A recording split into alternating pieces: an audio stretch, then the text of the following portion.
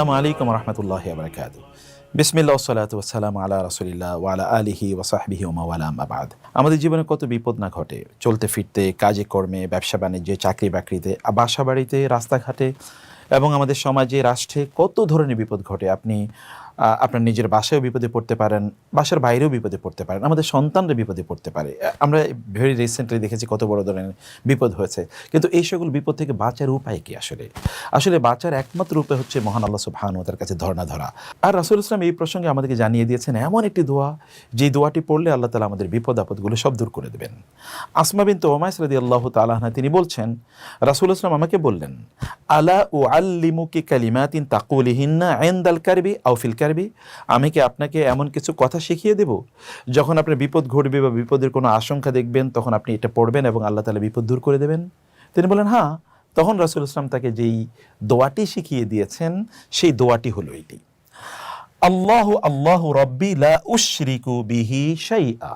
আমার সাথে বলুন, আল্লাহু আল্লাহু রাব্বি লা উশরিকু বিহি শাইআ। আল্লাহু আল্লাহু রাব্বি লা উশরিকু বিহি শাইআ।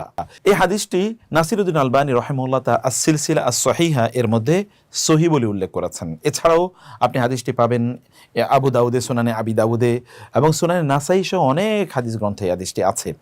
আরেকটি হাদিস ঠিক একই প্রসঙ্গে এসছে, সেটি আব্দুল্লাহ ইবনে আব্বাস রাদিয়াল্লাহু তাআলা আনহু বলেন, রাসূল ইসলাম আমার হাত ধরলেন এবং আমাকে বললেন, ইয়া বানি আব্দে মানাফ, ইয়া বানি আব্দুল মুত্তালিব, হে আব্দুল মুত্তালিবের পরিবার, ইযা নাযালা বিকুম বালাউন আও জাহদুন আও কারবুন, তোমাদের যদি কোনো বিপদ ঘটে, কোনো মুসিবত ঘটে, কোনো সমস্যা ঘটে, কোনো দুশ্চিন্তা যদি তোমাদেরকে পেয়ে বসে, তাহলে তোমরা ফাকুলু, তখন তোমরা বলবে, আল্লাহু আল্লাহু রাব্বি লা উশরিকু বিহি শাইআ। আল্লাহ আল্লাহই আমার রব, তার সাথে আমরা কাউকে শরীক করতে চাই না। কত সহজ! অতএব বিপদ আঁচ করলেই এটি পড়ুন, বিপদে পড়লেই এটি পড়ুন, তাহলে দেখবেন আল্লাহ তাআলা ইমিডিয়েটলি বিপদ দূর করে দেবেন ইনশাআল্লাহ। আসসালামু আলাইকুম ওয়া রাহমাতুল্লাহ।